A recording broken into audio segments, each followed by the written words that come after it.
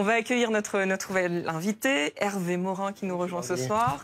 Bonsoir Hervé Morin, vous êtes président du parti Les Centristes, président de la région Normandie. Vous connaissez très bien François Bayrou. Vous allez pouvoir nous dire dans un instant dans quel état d'esprit il est et nous dire votre regard sur ses premiers pas à Matignon. Mais d'abord, j'en viens à cette lettre que vous avez reçue. Yes. Vous y serez demain? J'ai bouleversé mon agenda pour y être. Ouais. Voilà. Vous en attendez quelque chose de ce rendez-vous? On a vécu le même exercice avec Michel Barnier, qui était un exercice de configuration assez particulier. On trouve une table ronde, une espèce de mise en scène, voilà, un collectif. Honnêtement, c'est un moment où chacun est en quelque sorte face à ses responsabilités. C'est ça que ça veut dire, c'est tout. Faut pas en tirer autre chose, faut pas rêver. Dans un climat politique qui est un climat politique assez simple. D'un côté, vous avez un certain nombre de personnes pour qui la seule chose qui compte, c'est l'élection présidentielle de demain et le plus rapidement. Vous les macronistes d'entretenir la crise. J'en connais d'autres, mais j'ai pas envie de. Mais dont les macronistes. Non, mais dont les macronistes. Dont certains macronistes. Voilà, bon. Responsables du chaos ambiant. Pas responsables, simplement avec une logique assez simple, c'est qu'il faut. Et qui est en plus une logique assez naturelle, c'est de dire on va s'éviter quand même 2 ans et demi de chaos, d'incapacité de prendre des décisions, d'un pays qui est à l'arrêt. Donc on va faire en sorte que Macron s'en aille. On va faire en sorte qu'à un moment ou à un autre, les fluides soient dirigés vers le président de la République. Et on voit bien le schéma. De l'autre, vous avez des députés qui sont dingos, avec une démagogie absolument démentielle, parce que bien entendu, quand on sait qu'on a une dissolution dans 7 mois, dans 8 mois, ça vous incite pas beaucoup au courage et ça vous incite beaucoup à la démagogie et à la promesse. Et donc au bout du compte, on voit bien, crise politique sur crise politique, et au bout d'un moment, la conséquence que tout le monde en tirera, c'est de se dire, il faut qu'il y ait une élection présidentielle et qu'on remette les choses en état.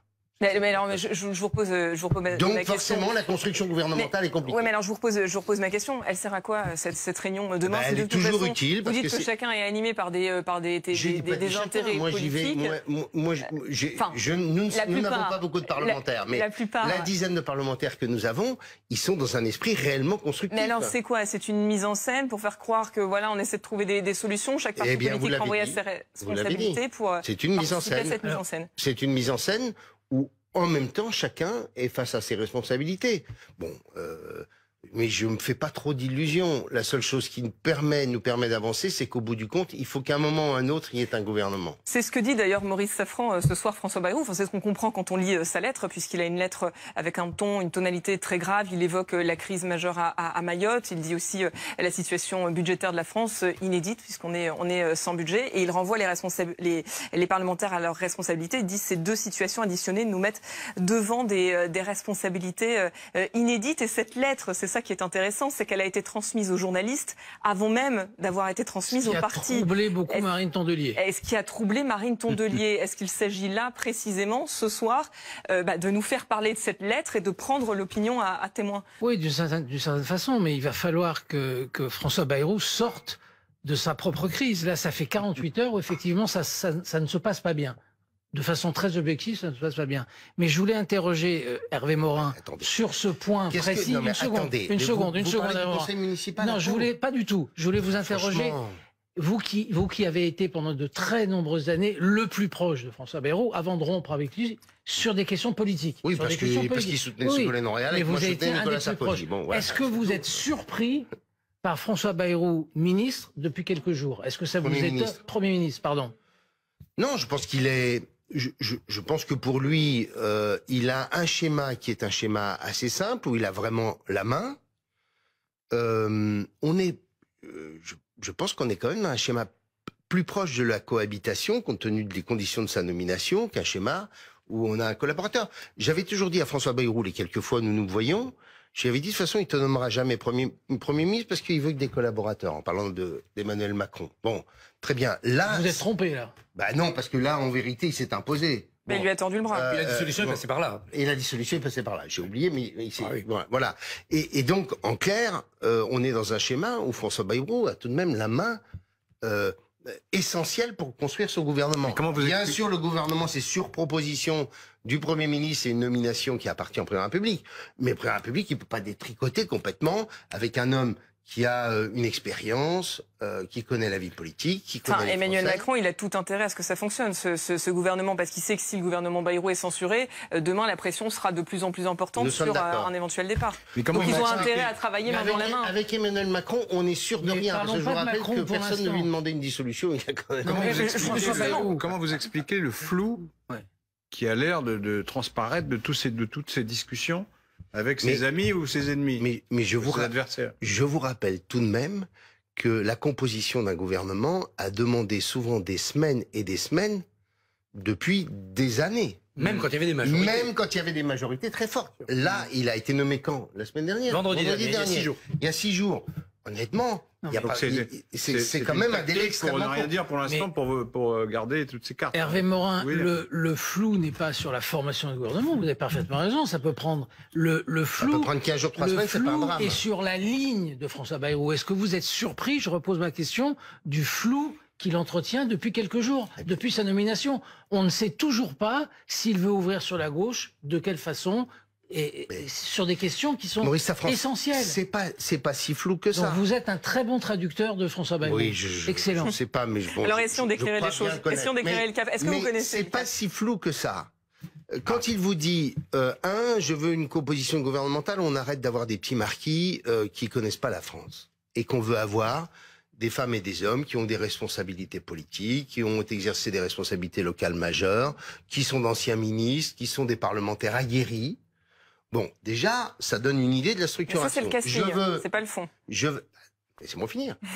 Je veux ensuite avoir une composition qui soit la plus large possible. Et c'est d'ailleurs le champ de l'invitation, puisque de l'invitation, on va du Parti socialiste jusqu'aux Républicains. Donc, on voit bien quel est le champ sur lequel il veut être. Est-ce qu'après, il y aura des personnes suffisamment libres et indépendantes, issues de ces différentes formations politiques, et capables de construire un gouvernement de demain avec une incarnation? Parce que, pardon, moi, je ne serais pas capable de citer aujourd'hui, peut-être même pas Christophe Barbier, 10 ministres du gouvernement Barnier. Bon, il faut tout de même à la personne. Il préfère garder, c'est-à-dire la moitié, il préfère garder les poids lourds à ses côtés. Avec incarnant, capable d'aller sur juste sur le cap. Oui, justement. Est-ce que pour vous, cette constitution d'un état-major, c'est plus important parce que ça rassurera les Français que la ligne politique choisie, plus à gauche, plus libérale, macroniste ou infidèle macroniste, est plus importante que la négociation d'impact de non-censure au Parlement? En gros, si les ministres existent, les parlementaires vont se taire. Je pense que d'abord, les Français veulent des personnes qui soient capables de faire le job. Retailleau partout, pas lui, mais enfin des équivalents Retailleau avec des sensibilités différentes. Ça a toujours été le projet de François Bayrou. J'ai fait campagne avec lui en 2002, en 2007. Je vous rappelle que nous expliquions que la majorité de demain serait Jacques Delors à Édouard Balladur. Vous vous souvenez? Bon, donc rien n'a changé. Je pense que son projet politique, qui consiste notamment à introduire de la proportionnelle pour permettre en effet des constitutions larges, fait partie, en quelque sorte, d'un logiciel Bayrou depuis 25 ans. On ne peut pas lui reprocher ça. Il a toujours dit à peu près la même chose. Enfin, les LR n'en veulent pas de la proportionnelle, les socialistes n'en veulent pas non plus. Surtout le problème, c'est qu'il n'y en a pas un qui veut la même proportionnelle. Oui, c'est ça. Oui. Parce que chez les LR, il y en a quelques-uns qui en veulent. Quelques-uns. Et d'accord. Mécaniquement, ce ne serait pas à l'avantage des Républicains. Mais je vous rappelle que si vous êtes capable de me dire quel est le patron des Républicains aujourd'hui... C'est Bruno Retailleau, c'est Laurent Wauquiez, le patron des Républicains. Je ne sais pas si c'est Gérard Larcher, Bruno Retailleau, Laurent Wauquiez, mais le patron immanent des Républicains, comme on a pu avoir à une époque où, grosso modo, il y avait un chef qui savait cheffer et où, grosso modo, tout le monde était derrière... Tout ça est quand même assez derrière lui. Donc quoi, vous êtes en train de dire à François Bayrou, joue sur la division des Républicains? Non, je ne sais pas jouer, mais il y a... Regardez tout de même un peu les choses, et vous le savez. On a des sénateurs qui, par exemple, n'ont pas complètement digéré l'abandon par Laurent Wauquiez en race campagne de l'histoire des 7 heures pour financer une partie de la sécurité sociale. Bon, donc je vous dis qu'aujourd'hui... Ce qu'il faut, c'est des femmes et des hommes qui ont des responsabilités, qui savent gérer des crises et qui savent autant que possible porter un message politique dans le champ de compétences qui est le leur. Oui, mais alors pardonnez-moi d'insister, mais vous n'êtes pas étonné. Chaque responsable politique qui a rencontré François Bayrou en sortant de l'entretien a dit c'est flou. On ne comprend pas où il va, on ne sait pas. Est-ce qu'il sait lui-même où il va? Et ce soir, je me permets juste de vous lire sa lettre. Demain. Je me permets juste de vous lire une phrase dans sa lettre ce soir aux différentes forces politiques. Je veux vous rencontrer pour vous éclairer et vous entendre sur les orientations qu'on doit suivre. Donc on a quand même l'impression que ce soir, et qui a fait Michel Barnier. Il n'a pas de cap. Michel Barnier a fait exactement la même chose. J'y étais. Mais ça n'a pas marché. Michel Barnier. Non, mais d'accord. Ça n'a pas marché. Madame me pose la question. Michel Barnier a dit voilà ce que j'ai en tête. Qu'est-ce que vous avez comme proposition complémentaire, les uns et les autres? Alors moi, ça a été sur une transformation profonde de la gouvernance publique et une régionalisation et une décentralisation importante, et la respiration démocratique à travers la proportionnelle. Je me souviens de ce que j'ai dit à Barnier, on était 7 ou 8 autour de la table. J'imagine que François arrivera demain, le Premier ministre arrivera demain, avec, grosso modo, la ligne directrice, en sachant bien entendu qu'on ne va pas avoir de transformation systémique pendant cette période. L'essentiel, c'est que le pays reste... Moi, je suis parmi vous tous celui qui voit le plus les Français, parce que je suis tous les jours dans ma région. Qu'est-ce qu'ils veulent, les Français? Ils veulent simplement que ce soit pas le bordel. Ils disent... Pitié. Mais justement, on sait qu'on a jusqu'en juillet avant qu'on ait éventuellement des élections. Faites en sorte simplement que la France ne rentre pas dans un chaos économique et social majeur. Mais pour faire ça, il y a un premier obstacle, et c'est ça qui est difficile à comprendre dans le flou Bayrou, c'est le budget. On peut toujours discuter de la décentralisation, de je sais pas quoi, une politique de sécurité nouvelle, de l'immigration, de la drogue, non, très bien. Mais il y a le budget. Donc le bon sens me conduit à dire il faut d'abord trouver un compromis sur le budget. Après, tout le reste, ça viendra après. Compromis sur le budget, mais il dit rien là-dessus. Il ne dit rien, aucune indication. On ne sait pas, on va voir, je vais écouter vos propositions. D'accord, mais il faut bien trouver quelque chose. Ça fait une semaine, vous verrez peut-être que demain, vous aurez mais quelques je croyais idées. qu'il se préparait activement depuis plusieurs mois. Je n'en sais... attendez, mais là, il n'y a eu aucune expression publique majeure tant que, globalement, on ne commence pas à être réellement dans le dur dans la construction gouvernementale. C'est quand même ça, la logique. La logique, c'est que c'est le jour de la déclaration de politique générale où, globalement, on a un Premier ministre qui vous dit, voilà, quelle est ma feuille de route dans les prochains mois.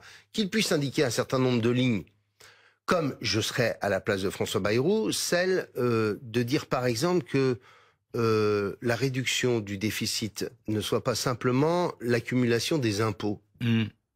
Ça me semblerait pas... Oui, ça, il l'a déjà dit, oui. Mais ça, oui, mais c'est pas comme ça qu'il va convaincre les socialistes, excusez-moi. D'accord. Mais, enfin, bon, il y a pas de socialistes. Mais à vous écouter, si je vous comprends bien, sa méthode, c'est la bonne. À François Bayrou. Et ce que je trouve assez étonnant, parce que ce week-end, vous avez eu des mots. Vous avez dit, sauf miracle, Bayrou connaîtra le même sort que Barnier.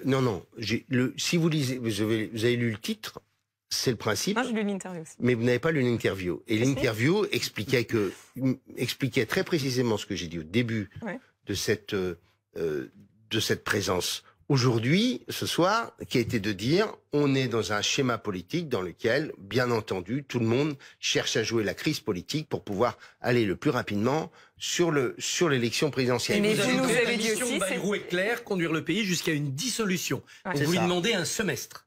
De toute façon, au minimum. Ce dont on a besoin, c'est simplement que le pays... Si on peut faire avancer un certain nombre de choses et progresser sur un certain nombre d'éléments, tant mieux. Mais ne rêvons pas, les transformations vous nous avez dit tout à l'heure aussi au début de l'émission, vous nous avez dit au début de l'émission, tout ça c'est une mise en scène. C'est une mise en scène. C'est une mise en scène qui permet à chacun d'être face à ses responsabilités. Mais vous connaissez déjà la fin du film. Et la fin du film, c'est la censure de Michel Barnier. C'est ça que vous êtes en train de nous dire? De François Bayrou. De François Bayrou. Oui.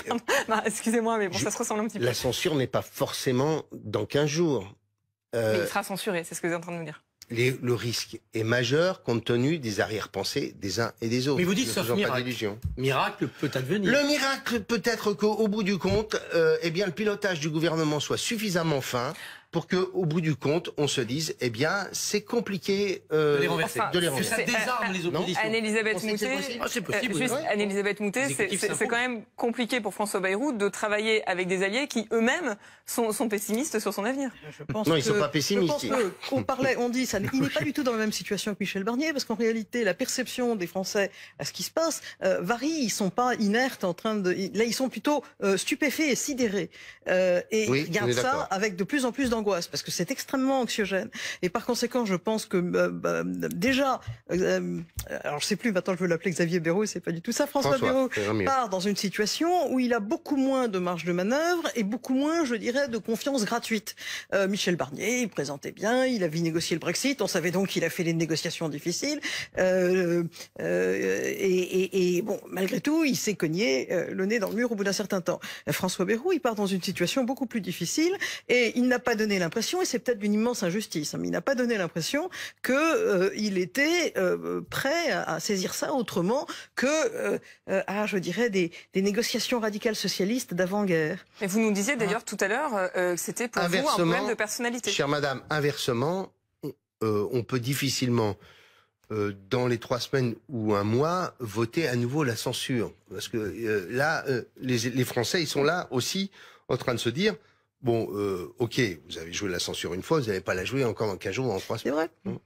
C'est vrai. C'est vrai. Non, mais je rebondis sur ce que vous disiez tout à l'heure, parce que Anne-Elisabeth Moutet, vous disiez, moi je pense qu'il y a un problème de personnalité. Quand on voit les uns et les autres, leur réaction par rapport à la personnalité de François Bayrou, est-ce qu'il est l'homme de la situation? Je suis désolée, vous n'allez pas aimer ce qui suit, mais c'est vrai que 5 jours à Matignon, il y a déjà eu un certain nombre de couacs. Regardez. J'ai eu, et je pense le Premier ministre aussi, à plusieurs reprises, le Président de la République qui se tient heure par heure aussi informé de la situation. Est-ce que vous avez un problème? Je vais laisser le ministre de l'Intérieur répondre à vos questions, si vous voulez bien. C'était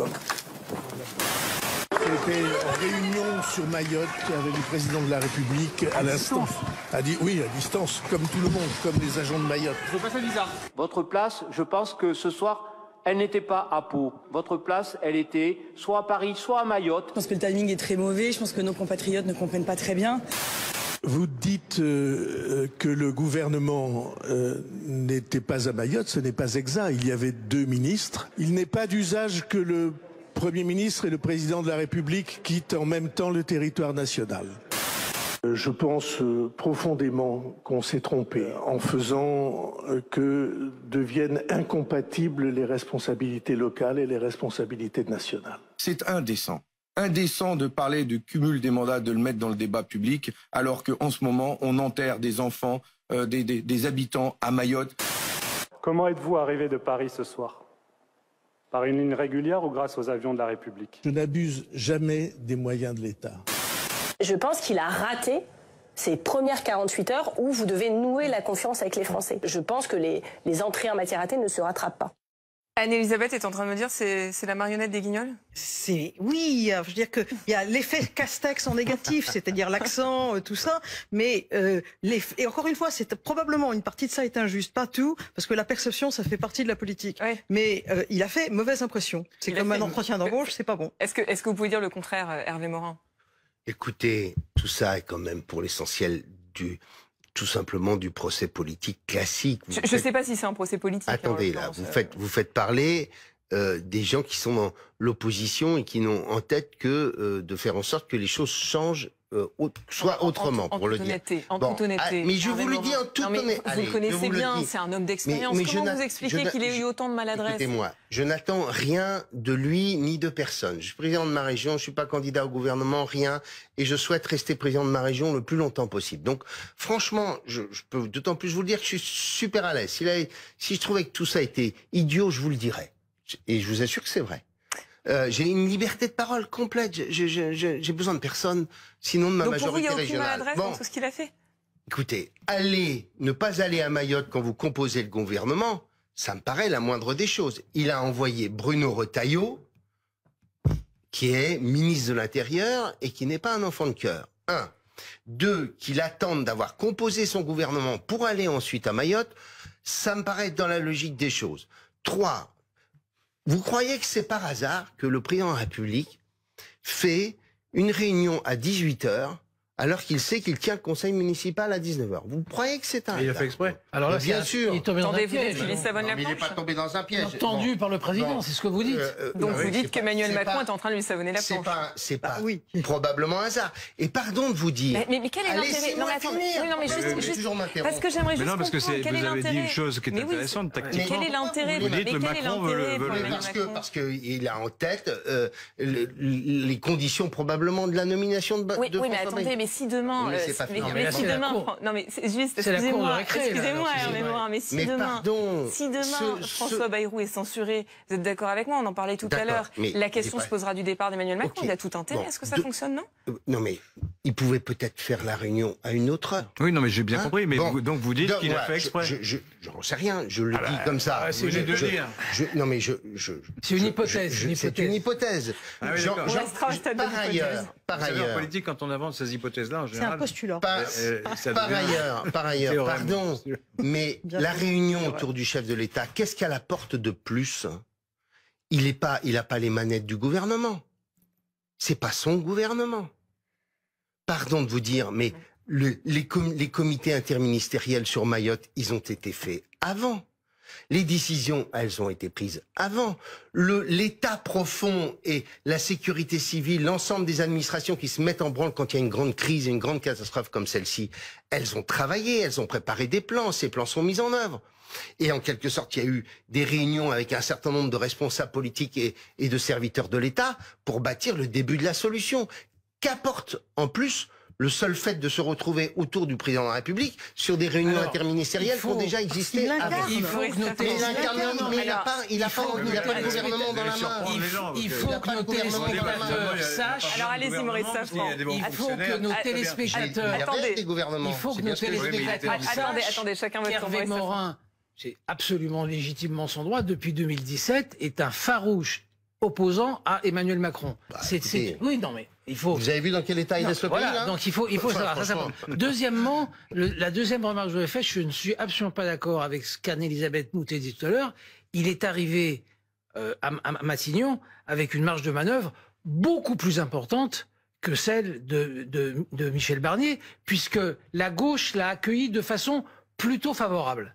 Donc, au contraire, ce qui est très surprenant, c'est la manière dont il a utilisé vis-à-vis de la gauche et vis-à-vis du PS cette marge de manœuvre qu'il avait dès le début et qu'il n'a peut-être plus ce soir. Mais je dirais que effectivement, c'est tout à fait vrai. Il a une marge de manœuvre politique plus importante, mais il a aussi, d'un autre côté, une situation qui est perçue comme étant beaucoup plus coincée par les Français, et ça compte aussi. Donc, ce qu'il perd d'un côté, il le gagne de l'autre.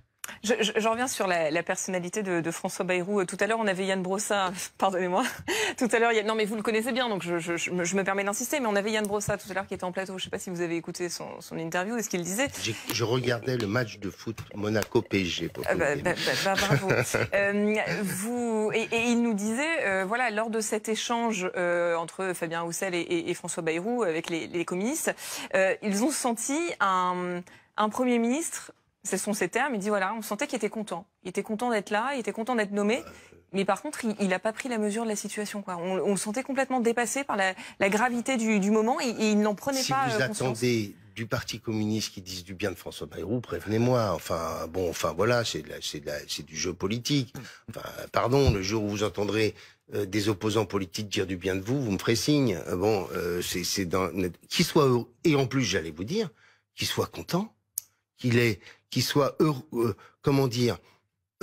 qu'il ait cette satisfaction de chercher à tirer le pays du chaos politique dans lequel on est. On peut pas non plus lui reprocher. Enfin, il vaut mieux quelqu'un qui soit heureux en train d'exercer le pouvoir que quelqu'un qui soit malheureux, pardon de vous le dire. Ça me paraît la moindre des choses, quoi. Je veux dire, quand on fait de la politique, il faut avoir de l'enthousiasme, de l'énergie, et puis aussi, j'allais vous dire, du bonheur dans l'exercice de la responsabilité qui est la vôtre. Moi, je suis très heureux président de région. J'essaie tous les matins de donner du bonheur dans l'exercice de ma responsabilité. Tu vois, de dire, voilà, allez, on avance, on progresse, on essaie d'avoir l'optimisme en dépit des difficultés du moment. Si vous ne portez pas ça vous-même, qui va le faire? Personne d'autre. Vous voyez la vie pleine de bonheur entre Emmanuel Macron et François Bayrou, où je reviens quand même sur ce que vous étiez en train de dire, cette cohabitation, vous qualifiez ça de cohabitation. Pour vous, j'ai dit une quasi-cohabitation. Moi. Quasi, bon, bah, cohabitation. C'est Mitterrand-Rocard, c'est-à-dire deux hommes de gauche, et Bayrou et Macron étaient alliés en 2017, mais qui n'ont plus du tout la même vision des réformes économiques à apporter et de la manière de traiter la société. Mitterrand-Rocard, quand Mitterrand est obligé de nommer Rocard en 88, obligé, parce qu'il sait qu'il a été réélu aussi sur une ouverture vers les centristes, eh bien, il sait qu'il ne fera pas la politique que lui aspire de ses voeux. Et donc, il entre en quasi-cohabitation. Ça se termine, parce qu'on est au début d'une réélection, ça se termine 3 ans après par le départ de Michel Rocard, épuisé par François Mitterrand. Là, on n'a pas du tout le même calendrier devant nous. Mais l'objectif pour vous, c'est très importante dans ce que dit Christophe, c'est que Mitterrand a foutu Rocard à la porte du jour au lendemain. Aujourd'hui, Macron ne peut pas mettre à la porte François Bayrou. Ça, c'est une différence fondamentale. Est-ce qu'en revanche, Emmanuel Macron peut, entre guillemets, prendre la porte? On a entendu un certain nombre de partis politiques qui mettent la pression, y compris le Rassemblement national, ce matin avec cette interview de Marine Le Pen dans le Figaro, où elle dit préparer des présidentielles anticipées. Tout à l'heure, vous disiez, on attend les futures législatives, donc pas avant l'été prochain. Est-ce que l'objectif, de votre côté aussi, c'est un départ anticipé d'Emmanuel Macron? Honnêtement, on va avoir besoin d'un pays qui puisse avoir à nouveau une gouvernance qui fonctionne.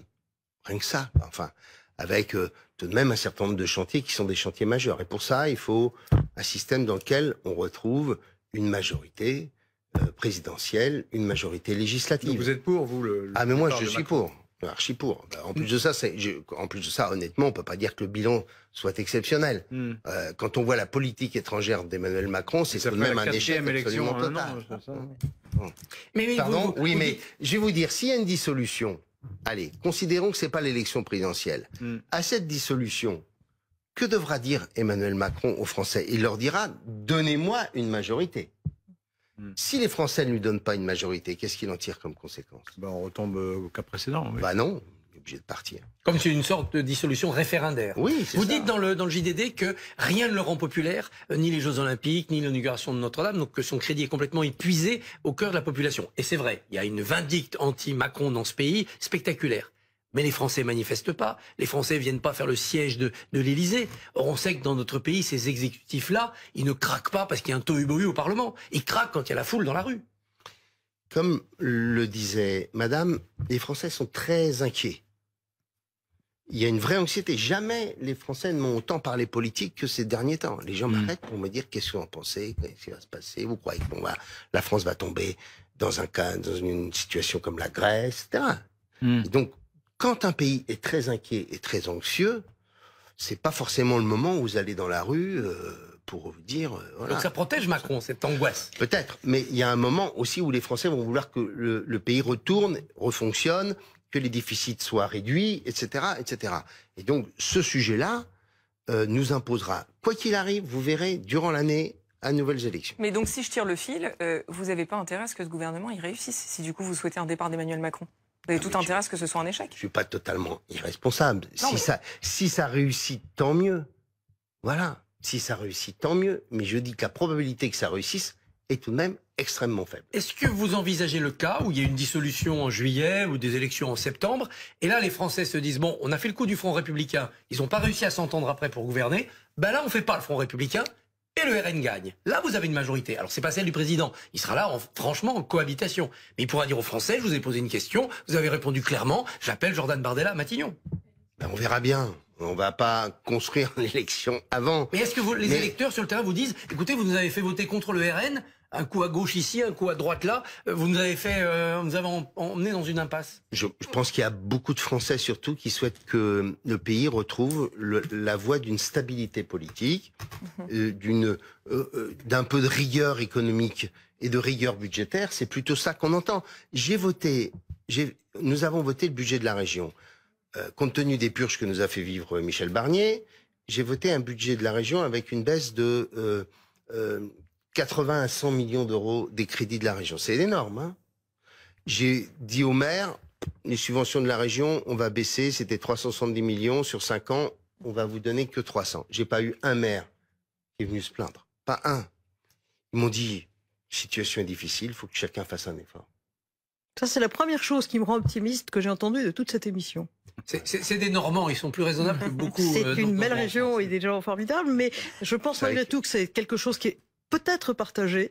Et c'est, à la limite, c'est aussi ce à quoi ce qui me donnerait l'idée, effectivement, d'ajouter une dose de proportionnel calculée un peu comme celle du Sénat pour le système au Sénat, pour que justement on entende non des voix qui soient des voix de gens qui sont à la fois sur le terrain et capables de concevoir les enjeux nationaux.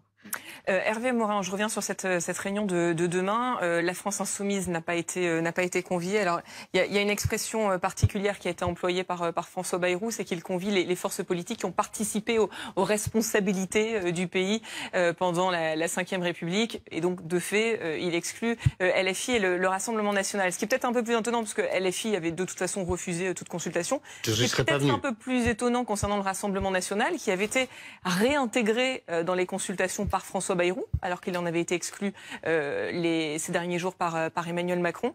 Est-ce que c'est une erreur?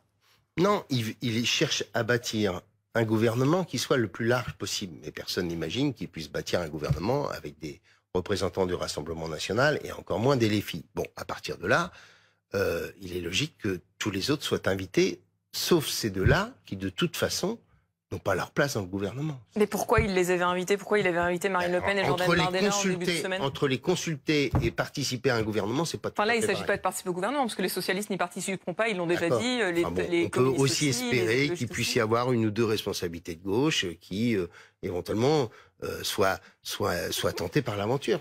Rien n'est impossible en la matière. Emmanuel Macron disait qu'il ne voulait plus un gouvernement qui soit dans la main du Rassemblement national. Est-ce que réellement François Bayrou pourra s'en affranchir? François Bayrou, il va être face à des femmes et des hommes qui devront aussi prendre leurs responsabilités. Et comme le disait Madame, je vois mal le Rassemblement national décider d'une nouvelle censure après avoir renversé le gouvernement Barnier. Parce qu'à un moment, nos compatriotes vont finir par se dire que c'est pas non plus très sérieux. Oui, il y a un point arithmétique quand même. Pour faire une motion de censure, il faut les deux. LFI, les socialistes et le RN. Pour l'instant, c'est pas du tout réuni. Parce que le RN a dit qu'il ne voterait pas la motion de censure, donc la question ne se pose même pas dans les médias. Mais elle se posera au moment du budget. Mais c'est la base du RN qui avait exigé en réalité la motion de censure et qui avait poussé. Et c'est remonté de la base aux responsables du RN et à Marine Le Pen qui s'est dit, après, qui était de mauvaise humeur cette semaine-là en plus. La base est parfaitement capable de dire, ils nous refont la même chose. Donc, moi, je serais moins sûr de dire que le RN ne peut pas refaire le. Mais surtout quand on voit, pardonnez-moi, Laurent Geoffrin, quand on entend, non mais Maurice Safran, quand on voit le ton du Rassemblement national qui a changé ces dernières heures, effectivement, le Rassemblement national était plutôt clément en disant on attend, on va voir. Ce matin, quand même, Sébastien Chenu dit voilà, si François Bayrou ne tient pas compte des erreurs qu'a pu commettre Michel Barnier, tant sur la forme que sur le fond, dans la confection de son budget. Il y a deux choses concomitantes qui ont changé. C'est le ton du RN vis-à-vis de François Bayrou et l'interview dans Le Parisien de Marine Le Pen qui en réalité appelle à une élection présidentielle. Elle dit qu'elle prépare une élection présidentielle. Ça a réellement changé. Ça rend d'autant moins compréhensible, et c'est là que j'interroge encore Hervé Morin sur ce point, ça rend d'autant plus incompréhensible la non-ouverture jusqu'à présent, jusqu'à ce soir, de François Bayrou vis-à-vis du Parti socialiste. Parce que c'est sa bouée de sécurité vis-à-vis du Rassemblement national. La seule façon de ne pas être sous la coupe, c'est d'obtenir au moins la neutralité du Parti socialiste. Pourquoi n'avance-t-il pas plus? La question du Parti socialiste, elle est assez simple. Elle est liée au fait que, élection législative cette année, le salut du Parti socialiste est lié à LFI. C'est toute la problématique du scrutin majoritaire à deux tours. C'est que vous ne pouvez pas vous extraire et devenir libre.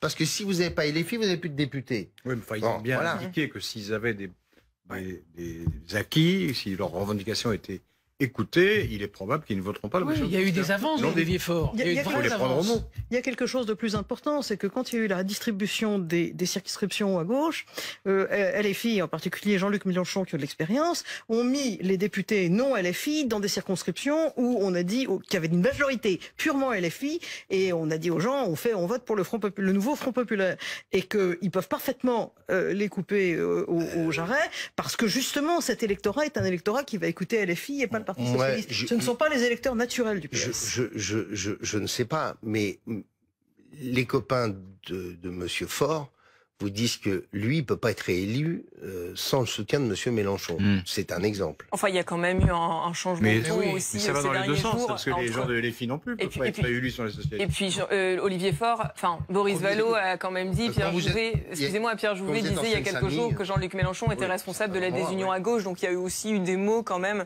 qui ont été assez sévères de la part des socialistes. C'est que François Bayrou n'a pas le choix alors de les socialistes. Justement, on est avec Alma Dufour qui est en direct avec nous. Bonsoir, vous êtes députée La France Insoumise NFP de Seine-Maritime.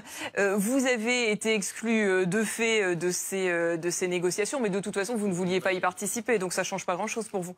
Non, effectivement, et je vous étonnerai pas, on va pas pleurer de pas être convoqué par Monsieur Bayrou, qui est encore moins légitime que Monsieur Barnier et qui fait encore plus, enfin beaucoup plus de boulettes. D'ailleurs, c'est vrai que Monsieur Barnier avait au moins, je sais pas, une certaine intelligence, une certaine tenue, mais là, c'est vrai que l'affaire Mayotte. Attendez, vous regrettez Michel Barnier ? Non, je regrette pas. J'essaie de mettre un peu d'humour dans la situation, mais effectivement, non. Pour nous, on le vit pas mal du tout.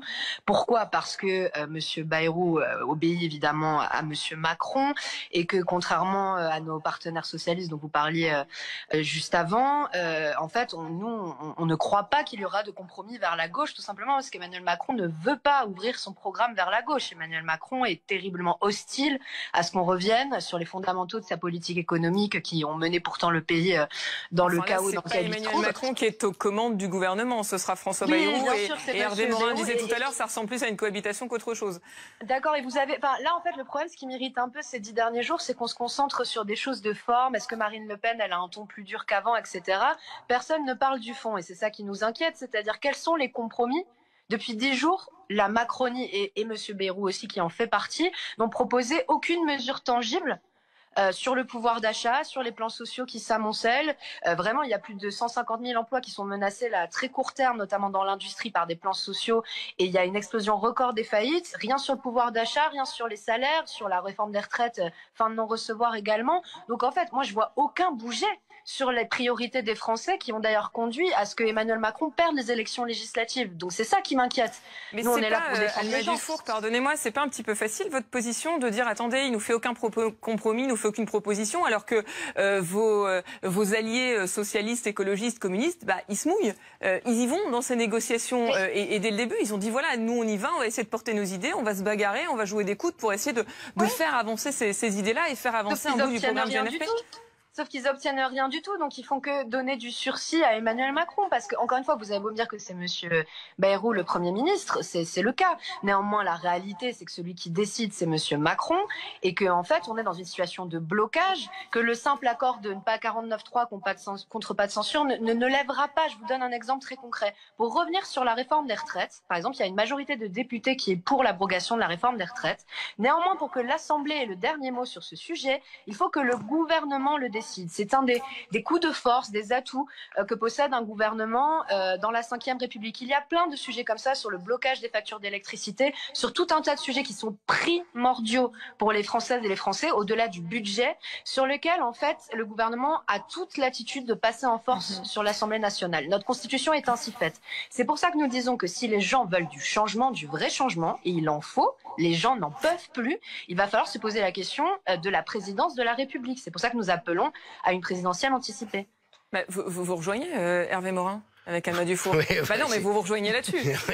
Je vous remercie, mais c'est le seul point commun. C'est déjà un point commun. On a un deuxième point, c'est qu'on est normands tous les deux, quoi. Non, mais par contre, ce que sur Alma Dufour disait sur le fond, il n'y a pas, à ce stade, il n'y a pas un geste, une action, une main tendue vis-à-vis de la gauche, une mesure qui a été annoncée à ce stade. Aucun gage n'a été donné vis-à-vis de la gauche. Demain. Mais parce que vous êtes en train de dire que là, il va essayer de gonfler sa jambe gauche, François Bayrou, demain? Mais je pense que demain, il a toutes les formations politiques de l'arc républicain qui sont là.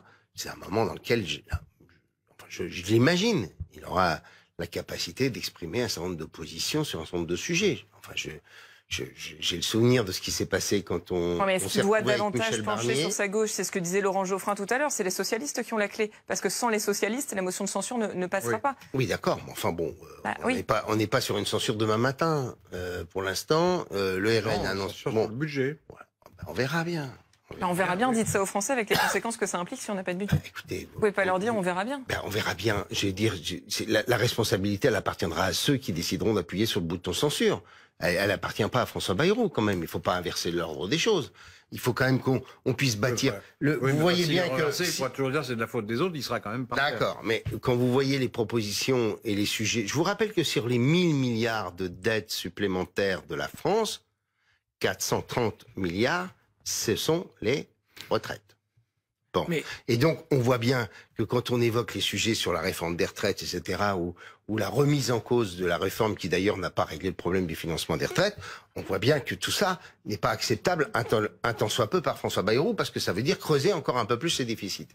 Mais moi, je crois que le Premier ministre ne peut pas adopter la tactique Macron. Faire traîner, faire attendre les Français. Je crois vous l'avez dit vous-même, les Normands, vous rencontrez dans la rue, vous disent qu'ils sont inquiets. Il faut un gouvernement, il faut un vrai budget, il faut que ça aille vite maintenant.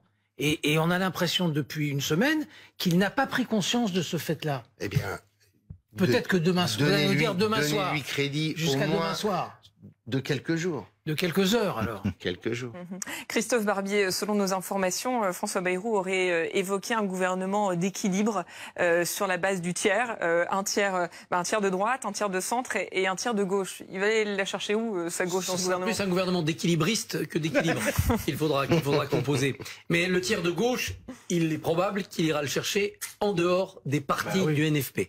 C'est-à-dire soit des personnalités qui ont un passé de gauche et qui sont allées maintenant vers d'autres horizons. On peut penser à Pierre Moscovici, on peut penser à François Rebsamen, on peut penser à Manuel Valls, des gens qui ont pour certains soutenu Emmanuel Macron, pour d'autres se sont repliés sur leur collectivité locale, pour d'autres encore se sont repliés sur rien du tout. Mais au vu des Français, un ancien Premier ministre de François Hollande, un ancien ministre de François Hollande, quelqu'un qui a pu travailler même avec François Mitterrand, comme le nom de Jean-Yves Le Drian qui circulait, c'est une couleur de gauche. Les Français ne se disent pas, il y a que le NFP qui a le label rouge de la gauche. Donc c'est des gages qu'il veut donner aux Français et voilà, pas forcément aux pour dire, vous voyez, j'ai un cœur, voilà, pour reprendre la vieille dispute sur le monopole du cœur, il y a une jambe gauche et je l'ai fait porter par des gens qui sont volontaires pour aider le pays, parce que les autres, ils préfèrent rester à l'Assemblée les bras croisés. Ça peut se jouer. Évidemment, ça remplacera pas un accord en bonne et due forme avec le Parti socialiste sur un pacte de non-censure. Mais c'est déjà quelque chose. De la même manière, d'ailleurs, pour la droite, vous n'êtes pas obligé de prendre les lieutenants de Laurent Wauquiez dans le gouvernement. Vous pouvez prendre des gens qui ont marqué leur attachement à la droite, tout dans des temps concurrents de Laurent Wauquiez.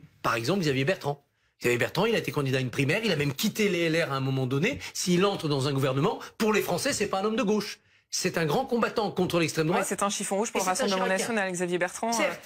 Mais est-ce que Marine Le Pen peut aller devant les Français en disant « Ah, je ne veux pas Xavier Bertrand, parce que je n'aime pas Xavier Bertrand ». C'est un peu court quand même. Xavier Bertrand à Matignon, motif de censure, on peut le comprendre dans une logique agonistique, comme on disait dans le temps passé. Xavier Bertrand sur un grand ministère qui voudrait une censure de tout le gouvernement, ça apparaîtrait comme un caprice de Marine Le Pen. Merci beaucoup Hervé Morin d'avoir été notre invité ce soir. Vous lui donnez combien de temps à François Bayrou? Je lui donne... soit 6 mois, soit 2 ans et demi. Voilà, c'est ça.